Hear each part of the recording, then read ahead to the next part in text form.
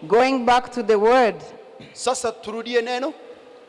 I was talking about feeling a spirit of heaviness. Nilikuwa nikizungumza kuhusu kushinikizwa na roho nzito. You don't even know why. Hujui kwa nini? You just feel like crying, you just feel heaviness even in the presence of God while people are rejoicing, you just feel you don't feel joy. Unahisi huzuni, unahisi kukasirishwa hata wakati watu ambapo wanamsifu Mungu wewe huna furaha.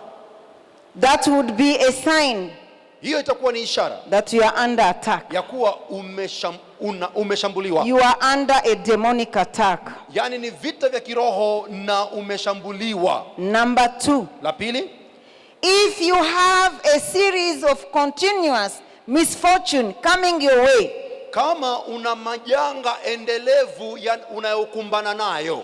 Anyone can face a challenge or a problem. Mtu yoyote anaweza kukumbana na changamoto na matatizo. But when you see that there is a continuous series of misfortune coming your way, lakini ukiona kuwa ni msururu wa majanga endelevu kwako, that provoke pain, majanga hayo yanachochea uchungu, and it is continuous, as if when you want to rest a little bit, another misfortune comes your way. Ni majanga yasiyokoma, likiisha hili huna muda pumzika, laja lingine. It's an attack from the enemy. Basi ni mashambulizi ya yule ibilisi. I remember Job. Namkumbuka Ayubu. He was living a good life. Aliyekuwa akiishi maisha mazuri. He fears God. Anamcha Mungu. He give offering for himself and for his children. Anatoa sadaka za kuteketeza kwa ajili yake suddenly, na watu wake. Misfortune after misfortune, bad news after bad news. Ghafla pakafuata habari mbaya na majanga baada ya mengine. Today as we read the Bible we know what happened, right? Leo tukisoma Biblia tunajua yaliyotendeka awali. We know what started in chapter 1 and chapter 2. Tunayajua yaliyoanza katika sura ya kwanza na ya pili. But he didn't know at that time. Lakini yeye hakujua wakati huo.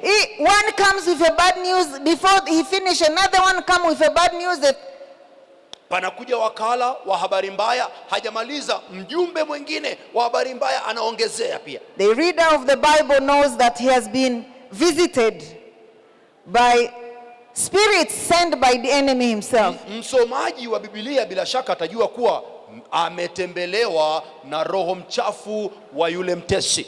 I'm telling you such situations. Nawaambia hivi, aina hizo za majanga. As we are still in this mode of 3 days of prayer and fasting. Tukiwa katika siku 3 hizi za kufunga na kuomba. We started with approaching God as a father. Tulianza kwa kumsogelea Mungu kama baba.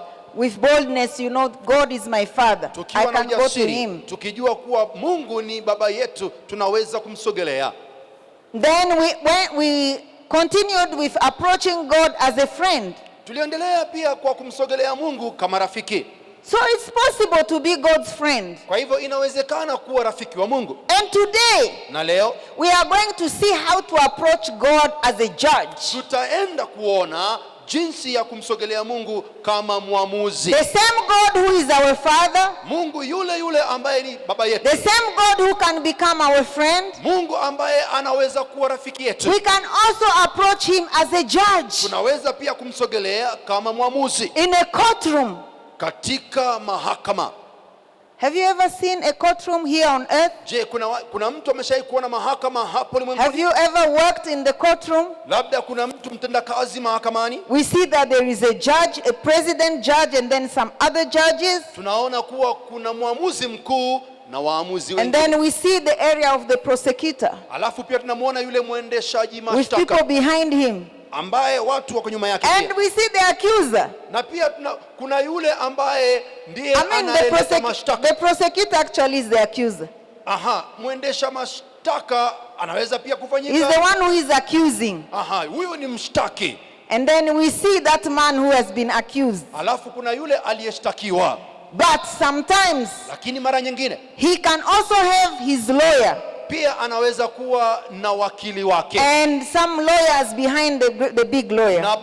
Na kuna mawakili wengine nyuma ya yule wakili mkuu. And then we see witnesses. Alafu pia kuna mashahidi. Hallelujah. Amina. We have witnesses both sides. Tuna mashahidi pande zote mbili. And then we have evidence. Alafu kuna ushahidi. And then at the end, Mwishowe, the judge will be the one to judge the case. mwamuzi ndiye atakayeamua kuhusu kesi hiyo.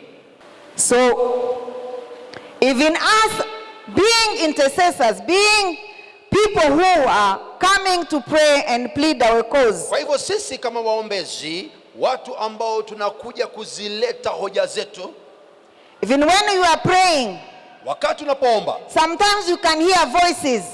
kuna nyakati ambapo unasikia The sauti. accuser is telling you, Mshtaki anakuambia, you are not even worthy to approach the throne of God. hustahili kusogelea kiti cha enzi cha Do Mungu. you remember this and that?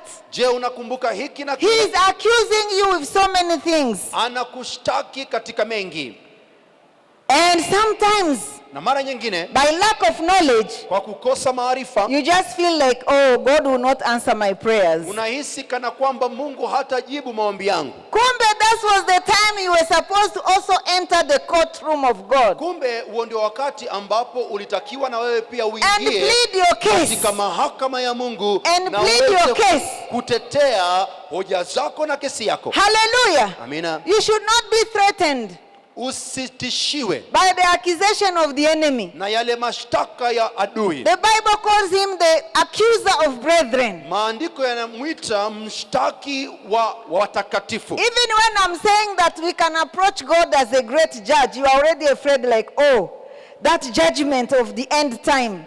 No, that will be the end time. Even now you can approach the courtroom of God and plead your case. Ninaposema wakati huu kuhusu Mungu kwa mwamuzi, kuna wengine wanawaza kuhusu ile hukumu ya siku ya mwisho. Hapana, nazungumzia sasa hivi. Unaweza kuingia mahakamani anapokaa Mungu. Until you are tired of what you are going through, you will not get a solution. Sasa huwezi kwenda huko kutafuta suluhisho kama hujachoshwa na hali I yako. told you the signs of continuous misfortune coming someone's way. Nimewaambia kuhusu msururu wa majanga anayokumbana nayo mtu.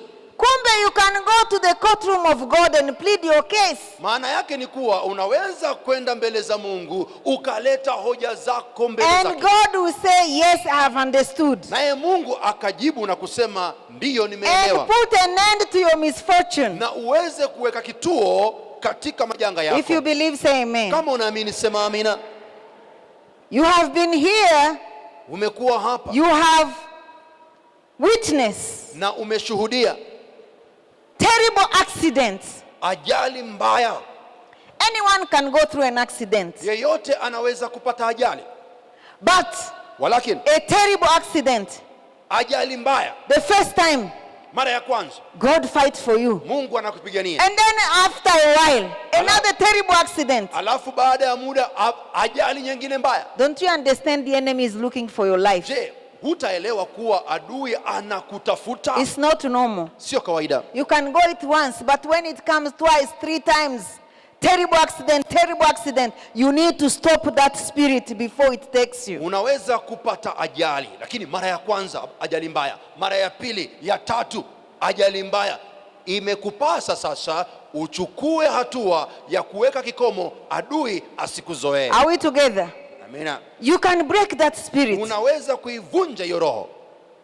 You can go to your pastor and pray, ask for prayer. Unaweza kumwendea mchungaji wako Because na obviously there is a demonic attack mkaomba pamoja, kwa sababu bila shaka ni mashambulizi that has visited you. ya mapepo ambayo yanakutembelea.